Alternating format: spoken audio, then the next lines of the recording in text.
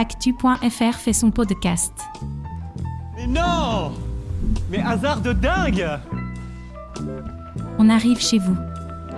Oui, vraiment.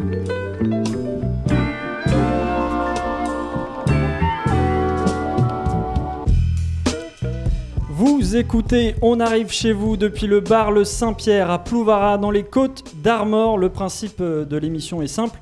On débarque avec nos micros, nos questions de journalistes pour parler des problèmes, des petits tracas de notre société. Et aujourd'hui, mardi 29 avril, on se pose cette question. Les bars et les commerces indépendants en campagne vont-ils tous fermer ? Sommes-nous condamnés à errer dans les zones commerciales, dans la France dite moche ? Ce n'est pas moi qui le dis, c'est l'INSEE. En 1980, 25% des communes françaises n'avaient aucun commerce. En 2023, c'est 62%. C'est plus du double en quelques années. Rajoutez à ça la concentration des commerces et des bars dans les grandes villes. Et paf, voici le désert rural. Mais il y en a qui luttent face à cet inéluctable destin. Des résistants et surtout une résistante. Marie Allot, je précise qu'Allot c'est votre nom. Bonjour. Bonjour. Vous êtes la capitaine du Saint-Pierre, le bar, épicerie, tabac et autres, on verra ça plus tard, dans lequel nous sommes. On va revenir avec vous sur l'urgente nécessité de vous copier-coller dans toute la France pour éviter que les campagnes ne meurent.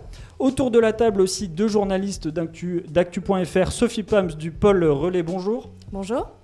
De quoi allons-nous parler ensemble ?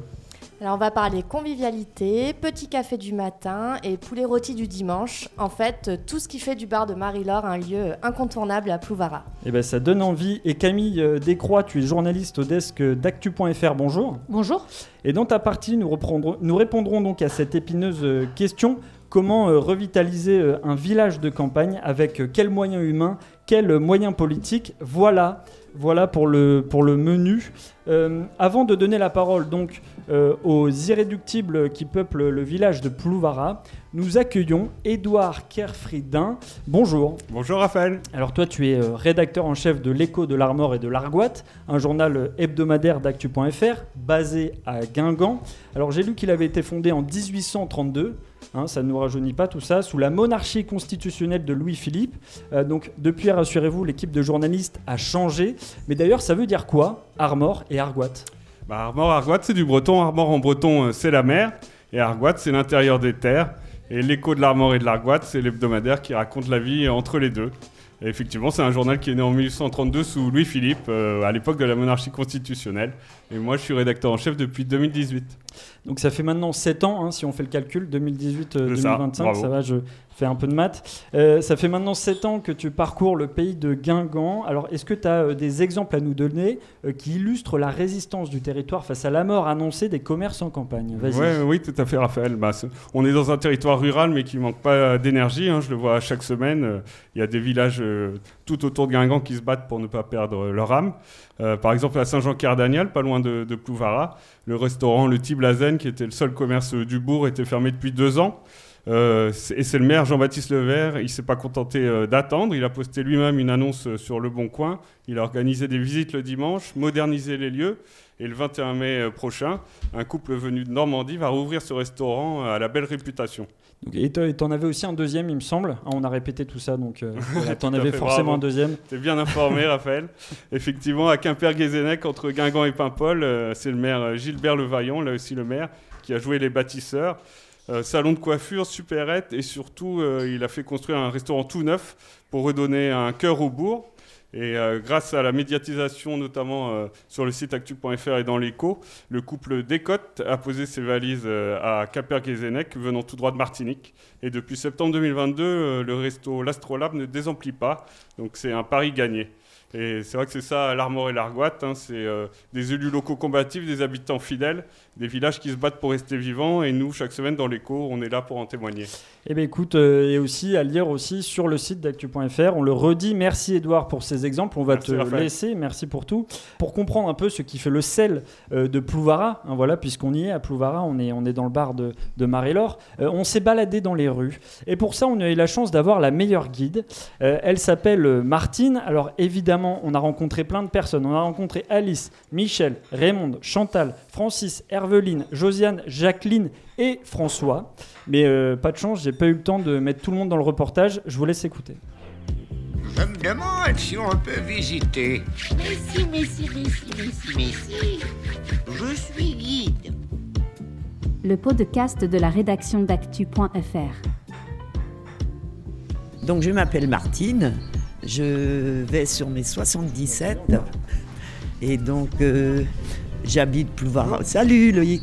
J'habite Plouvara depuis 75 ans. J'avais 2 ou 3 ans quand je suis arrivée à Plouvara. Alors c'est quoi le Cocardi depuis tout à l'heure, vous m'en parlez? Lieu-dit. C'est Ici. un lieu-dit à côté de Plouvara. Ici, le lotissement. D'accord. Pourquoi vous êtes resté à Plouvara toute votre vie? Qu'est-ce que vous aimez dans cette ville? On avait notre travail. J'ai travaillé à la Scie Alcatel. Étant jeune, j'ai travaillé au restaurant à Binic. Oh, voilà ma Alice. Bonjour Alice, c'est Martine. Oui, je vois. Toute belle, on te reconnaît à peine, tu es tellement belle, c'est pour plaire à monsieur. Je ne savais pas si c'était un jeune, mais c'est un jeune, donc... Profite donc. Ouais. J'aime bien j'allais justement aller, vous voyez, au terrain des sports, là. Il y a des arbres, il y a de la verdure, c'est ce que j'aime beaucoup, moi, voilà. Ah, c'est bien, hein? Je peux faire un peu de marche et puis me promener comme ça, voilà. Et Madame Moisan, elle s'est occupée de l'église pendant... 35 ans. Ah, c'est vous la belle église? Voilà. Mais alors, est-ce qu'on peut en parler de cette église, son histoire un petit peu là, parce qu'elle est vraiment au centre de Plouvara, et puis on ne voit qu'elle quand on arrive à Plouvara, c'est vrai? Bah oui. C'est grâce à vous? Quand même pas, parce que c'est pas moi qui l'ai construite. Ah bon.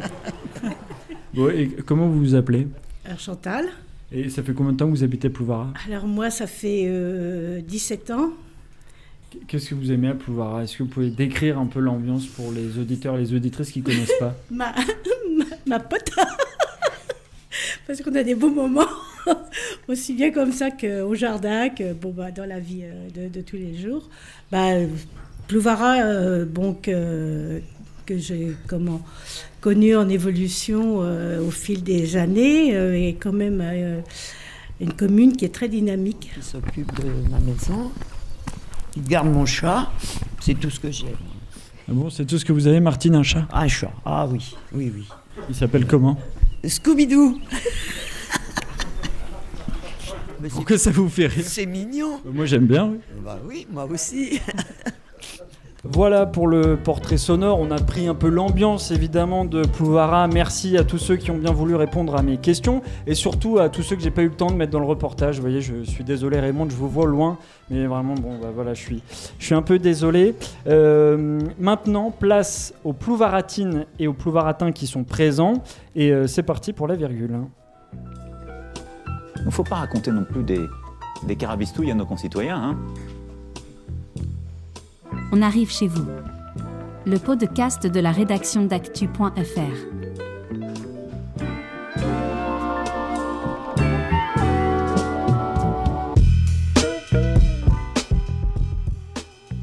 Bonjour Marie-Laure. Bonjour Sophie. Merci de nous recevoir au Saint-Pierre, on est vraiment ravis d'être là. Alors autour de la table, il y a également Félicia. Félicia, bonjour. Bonjour. Donc vous êtes une habituée du bar de Marie-Laure et vous allez nous raconter pourquoi venir ici est un peu votre petit rayon de soleil du matin. Mais avant ça, je me tourne vers vous, Marie-Laure. Donc vous gérez ce bar depuis maintenant un peu plus de 10 ans. C'est ça. Est-ce que vous pouvez nous raconter comment tout a commencé ? Alors tout a commencé en fait quand j'ai vu l'annonce, le bar était à vendre. Le bar était en liquidation depuis de nombreux mois déjà quand j'ai vu l'annonce. Moi j'habitais à l'époque en région parisienne et donc quand j'ai vu Plouvara, ça a fait tilt parce que donc c'est la commune de naissance de ma maman. Donc c'est là que je venais en vacances chez mes grands-parents ou chez ma tante quand j'étais petite. Donc forcément des souvenirs joyeux attachés à Plouvara. Et donc j'ai vu ce commerce qui était fermé et je me suis dit que sur une commune comme Plouvara, il y avait tout à faire. Donc voilà. De la région parisienne, j'ai organisé une première visite et puis, alors pourtant c'était dans le noir, il n'y avait pas d'électricité, tout était fermé et j'ai eu un vrai coup de cœur pour le lieu. La première visite a confirmé en fait ce que je pensais qu'il y avait effectivement un potentiel. Et puis après, il a fallu relever ses manches, à la fois pour monter un dossier, à la fois pour faire les travaux. Le lieu était fermé depuis combien de temps ? 1 an et demi. 1 an et demi.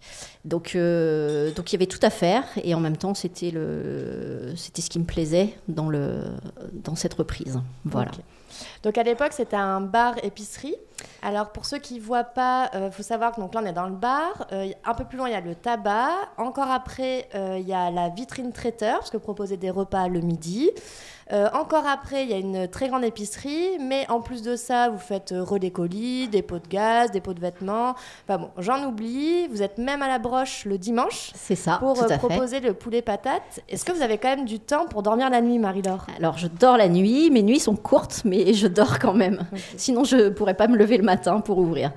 Et plus sérieusement, le fait de proposer autant de services dans votre commerce, est-ce que c'est un choix ? Est-ce que c'est une nécessité quand on est le seul commerce d'une commune ? Alors, c'est à la fois un choix et à la fois une nécessité. Ça permet de rendre service aux habitants de la commune et des communes proches, puisque j'ai aussi des clients des communes voisines. Mais c'est aussi pouvoir rendre un maximum de services à tout le monde. Alors j'imagine que ça ne doit pas être simple d'être seul à la barre pour gérer ça au quotidien. Quelles difficultés vous rencontrez ? Alors c'est un investissement temps qui est non négligeable. Je compte pas vraiment mes heures. Les 35 heures, je les fais en 2 jours. donc les journées sont très chargées. J'ouvre le matin à 7 heures, donc quand j'arrive à me lever à l'heure. Et oui, il paraît qu'il y en a qui font même la queue devant chez vous avant même l'ouverture. C'est ça. Parfois, je suis un petit peu en retard de quelques minutes et effectivement, ils sont obligés de m'attendre le matin. Et mes journées se terminent rarement avant 22h ou 22h30. Alors, le commerce est fermé plus tôt, mais effectivement, les commandes, les réassorts, le rangement, etc., les caisses, le ménage, tout ça sont des choses qui restent à faire le soir, donc les journées sont assez longues. Et alors Marie-Laure, le Saint-Pierre, c'est aussi le lieu de retrouvailles du coin. J'ai pu discuter avec quelques-uns de vos habitués, comme l'a fait Raphaël. Alors ils m'ont confié que voilà, vous étiez vraiment la bonne humeur, la convivialité, que chez vous, on savait qu'on allait toujours passer un bon moment. On m'a même dit que vous n'étiez pas une psychologue, mais presque. Oui, à mes heures perdues. Il me reste un petit peu de temps, des fois. Ça vous fait quoi d'entendre tout ça ? Ça vous fait plaisir, j'imagine ? Oui, très plaisir. Après, je pense que le rôle est essentiel, effectivement, pour la bonne humeur des gens. Ils viennent chercher un sourire, ils viennent chercher un petit peu de vie. Certains viennent, et c'est les seules personnes qui vont voir de la journée. Donc c'est important qu'ils ressortent en ayant passé un bon moment, le plus possible. C'est pas toujours le cas, je suis pas dispo à 100%, parce que j'ai un petit peu de travail quand même, mais l'idée c'est vraiment que chacun ressorte avec un petit bout de bonne humeur ou un petit bout de taquinerie, parce qu'on taquine un petit peu aussi, mais voilà, l'idée c'est que chacun reparte en ayant au moins vu un sourire. Et vous recueillez des confidences aussi, je crois. Oui. Alors, parfois, des choses que je ne voudrais pas savoir. Parfois, certains secrets inavouables finissent malgré tout dans mes oreilles. Mais effectivement, ouais, j'ai la chance de voir, en fait, de suivre la vie des gens. Donc, les bonnes, les mauvaises nouvelles. J'ai vu certains couples se former. Je les vois maintenant avoir des enfants ou construire une maison. Ou, voilà, je vois les gens avancer. Et c'est un vrai bonheur de suivre ça, en fait. Et je suis au courant de plein de choses de la vie de plein de gens. Voilà. Et je fais partie de leur vie, en fait. Et alors, justement, en parlant de faire partie de la vie des gens, je me tourne maintenant vers Félicia. Donc, je le rappelle, vous avez 29 ans, vous habitez Plouvara. Et vous me disiez que c'était tellement habituel pour vous de venir au Saint-Pierre que vous ne saviez même plus si c'était pour boire un café ou pour papoter. J'imagine un peu les deux. Surtout papoter, souvent. Du coup, avec Marie-Laure, en fait, c'est devenu une amie avant tout. Et le matin, c'est vrai, j'arrive après ma nuit de travail où c'est pas forcément facile. Et puis, il y a toujours un petit mot gentil, il y a mon petit chocolat chaud qui m'attend. Si j'ai un peu de chance, il me reste un pain au chocolat. Et franchement, ça fait plaisir avant de partir faire ma petite sieste, quoi. Et alors, vous m'avez confié que vous aviez même un petit privilège de la part de Marie-Laure. Qu'est-ce que c'est ? Alors, moi, j'ai le droit au petit cœur sur le chocolat chaud. Ah ouais, la chance. Ah oui. Nous, on n'a pas eu ça tout à l'heure. Non, moi, j'ai pas eu de petit cœur, Marie-Laure. C'est réservé à quelques privilégiés. Mes chouchous, comme je les appelle. Voilà. Ah, le public conteste. Alors certains parmi le public sont également mes chouchous. Désolée pour cette révélation. J'espère que vous aurez à votre tour un petit cœur. Et donc pour les auditeurs qui ne le voient pas, un peu partout dans le bar, là il y a des photographies qui sont accrochées au mur. C'est des habitués du bar de Marie-Laure. Et Félicia, vous pouvez m'en dire plus sur ces photos ? Oui, en fait, je suis aussi photographe à mon compte. Et donc on a fêté les 10 ans du bar il y a quelques semaines. On ne savait plus comment marcher dans le bar tellement il y avait du monde, c'était impressionnant. Et donc Marie-Laure m'a demandé de faire quelques clichés en fait pour immortaliser le moment. C'est vrai qu'on ne prend jamais le temps de faire des clichés. Et donc vraiment tout le monde s'est prêté au jeu. Et donc ensuite avec Marie-Laure on a décidé de les imprimer, de les mettre donc, sur les murs du bar pour que tout le monde puisse en profiter. Et que tout le monde se rappelle de cette soirée qui était quand même mémorable avec beaucoup d'émotions. Et surtout, ça nous permet de remercier Marie-Laure. Et ça fait super plaisir, quoi. Merci Félicia. Ça donnait envie d'être là. Hein. C'était une chouette soirée, très très chouette soirée.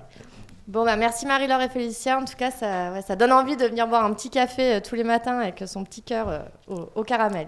Il faut revenir pour avoir le petit cœur, maintenant. Avec plaisir. Bon, allez, maintenant la suite. Vous avez une rage incroyable. Ça ne laisse pas indifférent. On arrive chez vous. Le podcast de la rédaction d'actu.fr.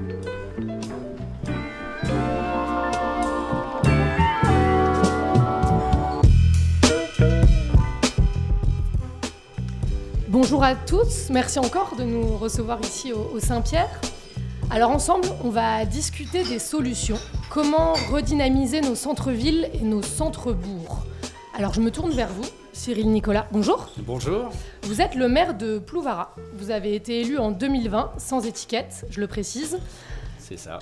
En plus de répondre aux besoins essentiels des habitants, le Saint-Pierre, c'est aussi un lieu de vie. Un lieu où l'on se rencontre, où l'on partage, où l'on échange. En quoi ce bar a changé la vie du village et qu'est-ce qu'il apporte selon vous aux habitants ? Il apporte beaucoup. Vous avez énuméré tout à l'heure tous les services qu'il pouvait donner à la population. Mais au-delà de ça, au-delà du bar, de la presse, de l'ensemble de ce que fait Marie-Laure, c'est un vrai lieu de vie de la commune.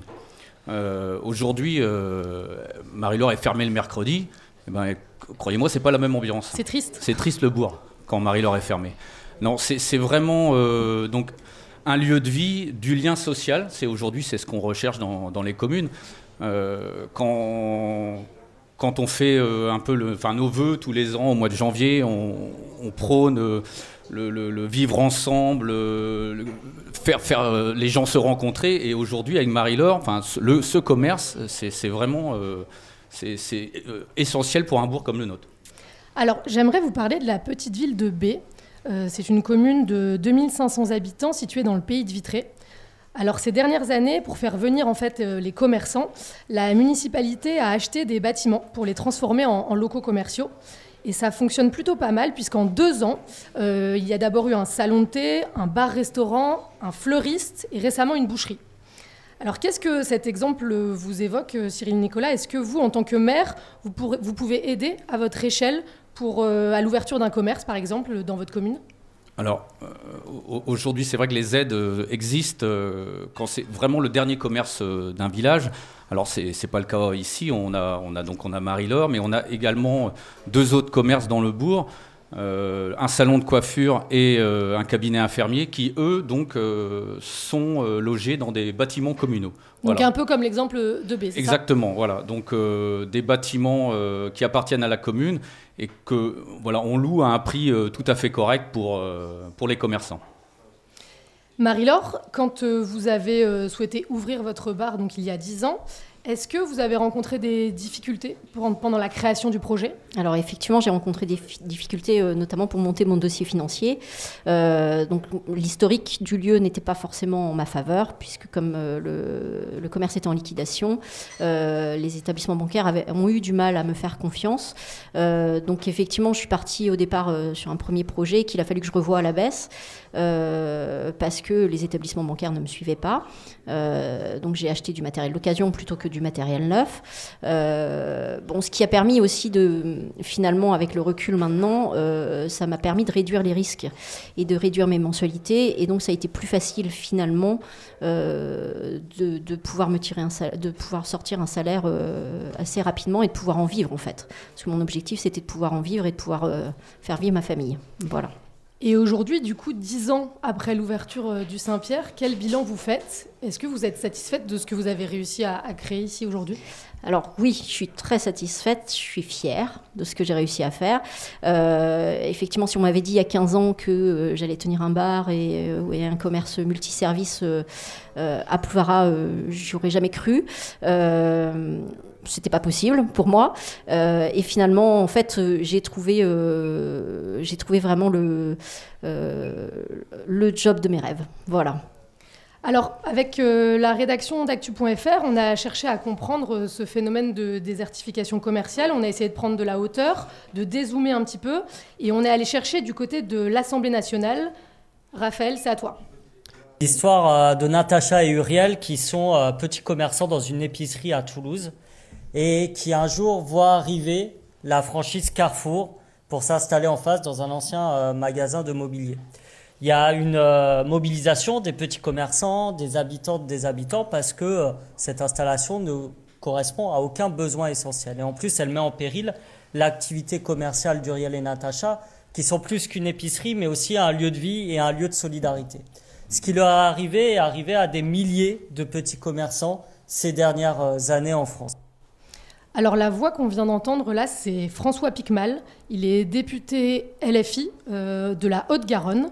Lui, il veut lutter contre la concurrence déloyale de l'e-commerce et l'expansion des grandes surfaces. Comment il fait ça? Eh bien, c'est simple, il a déposé une proposition de loi le 11 mars dernier qui vise en fait à préserver le commerce de proximité. Alors Cyril Nicolas, dites-moi, en tant que maire, quel regard vous portez, notamment sur la situation qu'il a évoquée là, de ce commerçant qui voit arriver un... De Toulouse, oui. Alors, ouais, de Toulouse. Effectivement, c'est l'exemple de ce qu'il ne faut pas faire. On est là tous les jours dans les petits bourgs pour lutter, pour garder nos commerces. Donc forcément, oui, il faut légiférer et il y a des choses à faire, c'est sûr. Alors l'e-commerce, c'est sûr, hein, on y passe tous. Hein. Moi, le premier, hein, je vais pas me cacher derrière ça, mais... voilà, il faut préserver le commerce local. Donc il y a des choix à faire et c'est important que l'État légifère là-dessus. Ouais. Marie-Laure, vous, concrètement, vous auriez besoin de certaines choses pour votre commerce au quotidien. Est-ce que, par exemple, vous avez des projets à l'avenir et vous pourriez être aidée ? Alors j'ai toujours plein d'idées sur plein de choses, parfois des idées un peu plus farfelues que d'autres, mais effectivement, bon alors moi je suis dans des locaux qui sont quand même existants depuis de nombreuses années, un petit peu vieillissants sur certains éléments. Donc j'ai forcément des travaux d'amélioration en tête. Donc là, prochain travaux prévus, c'est de changer mes portes et mes vitrines, enfin mes portes d'entrée du commerce. Mais j'ai aussi d'autres projets d'agrandissement. Voilà, donc je suis toujours avec une idée en tête de monter des dossiers de financement pour ces travaux. Et vous, Cyril Nicolas, vous pouvez aider justement, j'imagine, Marie-Laure pour son commerce, pour l'avenir ou pas?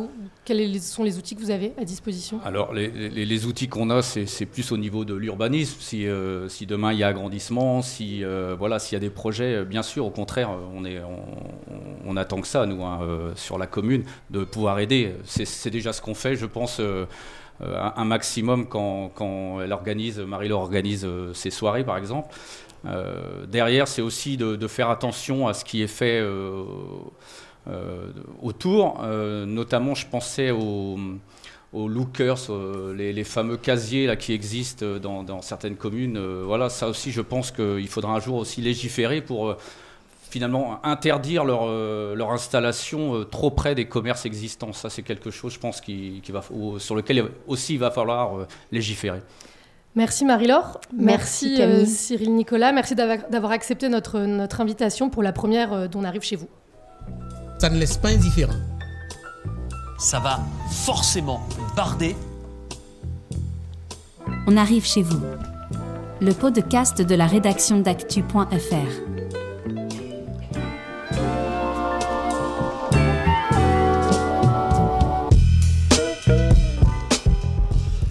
Bon, ben nous voilà dans la dernière partie.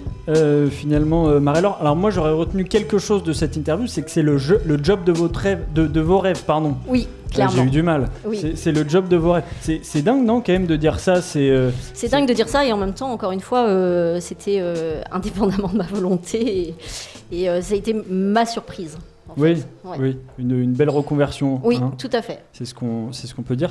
Maintenant, Marie-Laure, pour conclure cette émission, on va essayer de se tourner un peu vers l'avenir. Qu'est-ce qu'on peut vous souhaiter pour la suite ? Moi, j'espère pouvoir continuer, toujours avoir cette pêche pour pouvoir continuer à accueillir les gens de la même façon, pouvoir continuer à leur offrir le maximum de services, le maximum de présence, et puis effectivement que les gens continuent de m'apprécier et continuent d'être présents au quotidien avec moi. Avec d'autres projets, d'autres événements peut-être en tête aussi. Plein d'autres projets, plein d'autres événements. Donc on a monté une association des commerçants. On organise donc une soirée guinguette fin août, marché de Noël au mois de décembre. Donc il y a des choses à venir encore. Oui. Et puis en plus, il y a des amatrices et des amateurs là qui nous regardent et qui sont aussi friands de ce genre de petites animations.